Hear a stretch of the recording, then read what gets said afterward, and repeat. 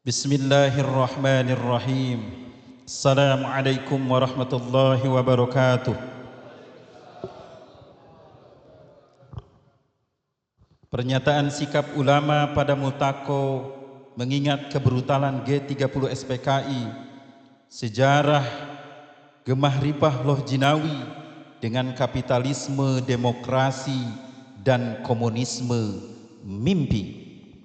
Brutal. Bulan September merupakan momen untuk mengingatkan bahaya komunisme karena bangsa ini telah mengalami peristiwa biadab dan brutal tepatnya pada tanggal 30 September 1965. Peristiwa tragedi G30 SPKI adalah satu-satunya tragedi nasional yang sangat traumatik, unprotectable bagi bangsa Indonesia dan selalu tersimpan di dalam memori kolektif bangsa Indonesia, bahkan terutama umat Islam.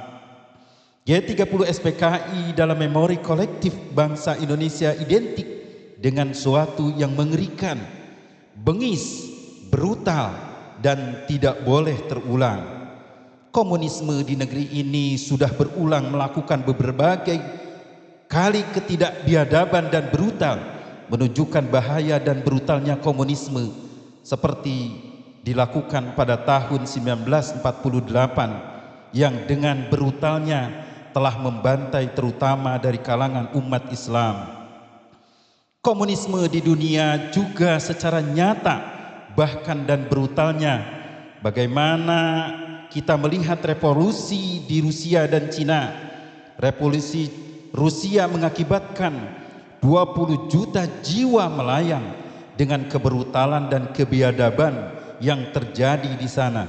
Demikian juga revolusi Cina, lebih dari 70 juta nyawa melayang dengan berbagai tindakan brutal dan biadab. Bahkan sampai sekarang perilaku biadab yang mereka pertontonkan pada penduduk Uighur semakin mempertegas bagi kita semuanya betapa biadabnya, brutal, dan rusaknya ideologi komunisme. Maka sudah sepantasnya umat Islam menjauh dan membuangnya jauh-jauh. Bahkan jika kita perhatikan, maka negeri-negeri yang berideologi komunis telah rusak dan hancur. Peristiwa Nepal menghentak dunia. Beberapa saat setelah pemimpin Nepal berjabat tangan dengan Cina, kasus Nepal saat ini menjadi momok yang mengerikan bagi rezim-rezim di negara-negara korup, tiran serta diktator. Bahkan Cina pun terang. Mengapa? Karena rezim korup Nepal, laboratorium kecil PKC, dan berada di halaman belakang komunis Cina. Rezim Nepal mengcopy paste kebijakan komunis Cina dan diterapkan secara utuh dan konsekuen pada pasukan pula. Rezim Nepal dan parade militer di Cina setelah dia berjabat tangan dengan hangat dengan Xi Jinping. Kapitalisme demokrasi jelas rusaknya dan betapa tidak visible serta tidak rasional. Menjadi kapitalisme demokrasi sebagai alternatif pengganti komunisme PKI, baik secara konsep maupun implementasinya. Sebagai bukti saat ini umat Islam dihadapkan pada kondisi yang sulit dan kerusakan yang merajalela di semua lini.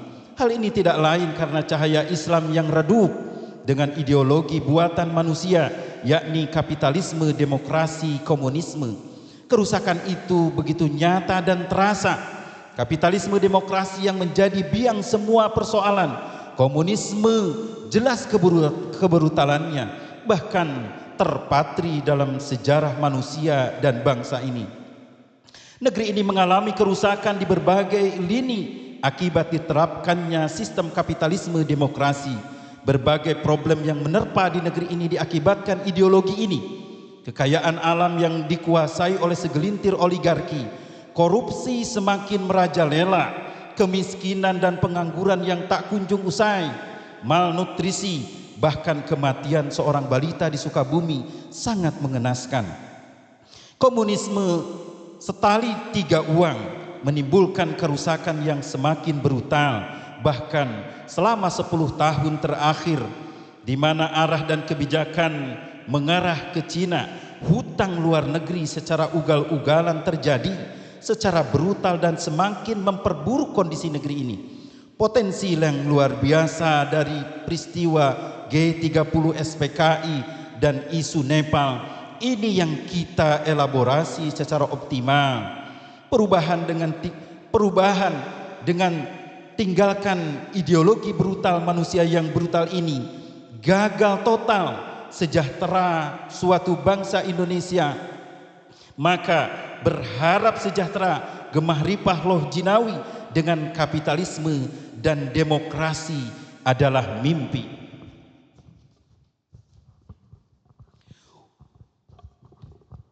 Umat Islam sebagai bagian mayoritas di negeri ini sejak awal sudah memberikan kontribusi yang luar biasa bagi keutuhan bangsa ini.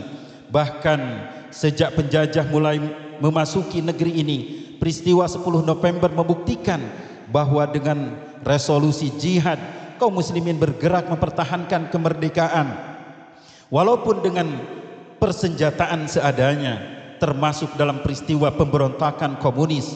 Umat Islam berada pada garda terdepan mengawal dan menjaga negeri ini dari kehancuran. Bahkan dari awal kelahiran bangsa ini, umat Islam sudah berkorban besar dan memberikan segalanya untuk memperbaiki bangsa ini. Sampai saat ini umat Islam masih memberikan kontribusi yang besar untuk negeri ini.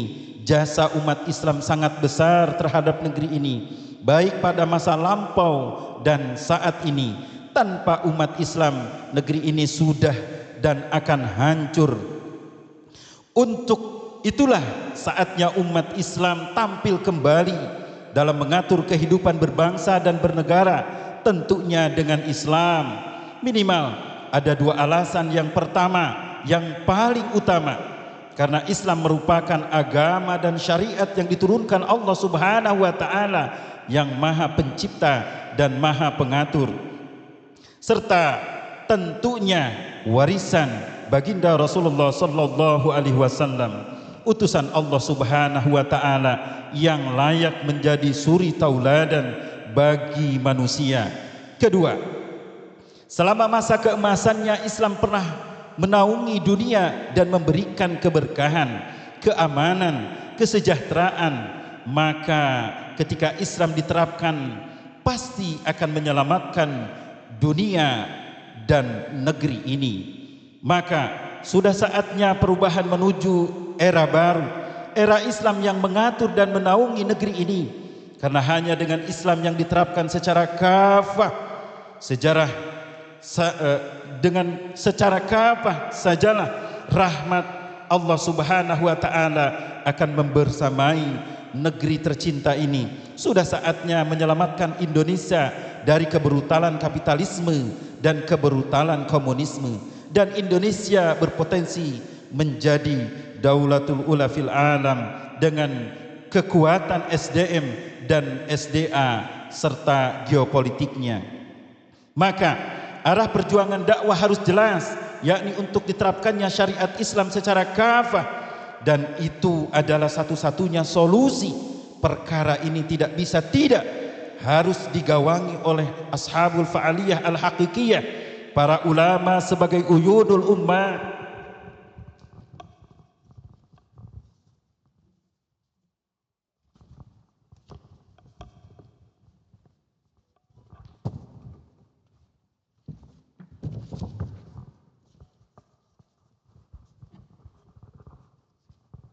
Min ahyaril ummah, harus berada di garda terdepan.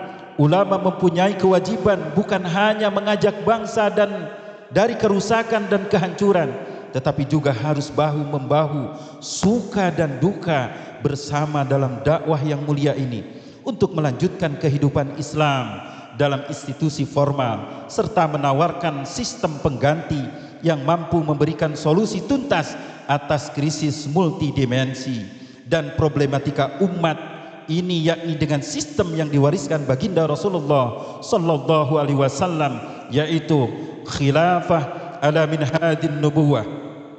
Dengan pertimbangan beberapa kondisi.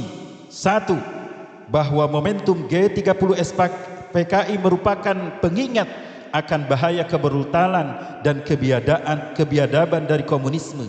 Dua, kapitalisme demokrasi tidak bisa menjadi solusi terhadap komunisme. Tiga, kondisi negeri ini tidak baik-baik saja, bahkan sudah menuju jurang kehancuran di mana hutang menumpuk, kehidupan sosial rusak, LGBT di mana-mana, keadilan dalam hukum tidak terbukti, harta kekayaan negeri dicuri dan diambil oleh asing dan asing, hutang luar negeri yang semakin besar. Empat, umat Islam adalah penjaga keutuhan negeri ini dan terbukti telah menjadi penjaga terpercaya dalam mengawal negeri ini dengan kecintaan, dengan takbir dan gelora jihad mempertahankan negeri ini. Lima, bahwa kapitalisme, demokrasi dan komunisme penyebab semua kerusakan yang menerpa negeri ini sehingga jatuh pada kehancuran.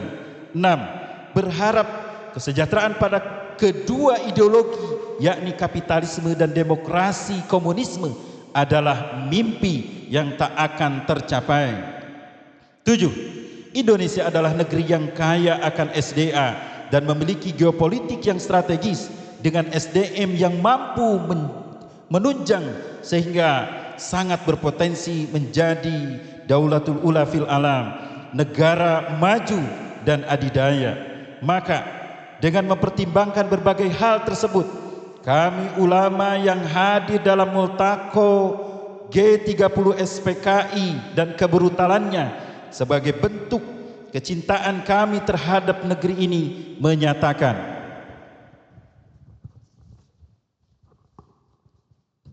satu, menyerukan agar umat mengingat terus terkait bahaya komunisme atas negeri ini dan kehancuran yang diakibatkannya, sehingga harus membuang jauh-jauh ideologi ini. Dua, menyerukan kepada seluruh umat Islam dan terlebih para ulama untuk membuang jauh-jauh ideologi kapitalisme, demokrasi dan komunisme yang telah terbukti menyebabkan kehancuran negeri ini.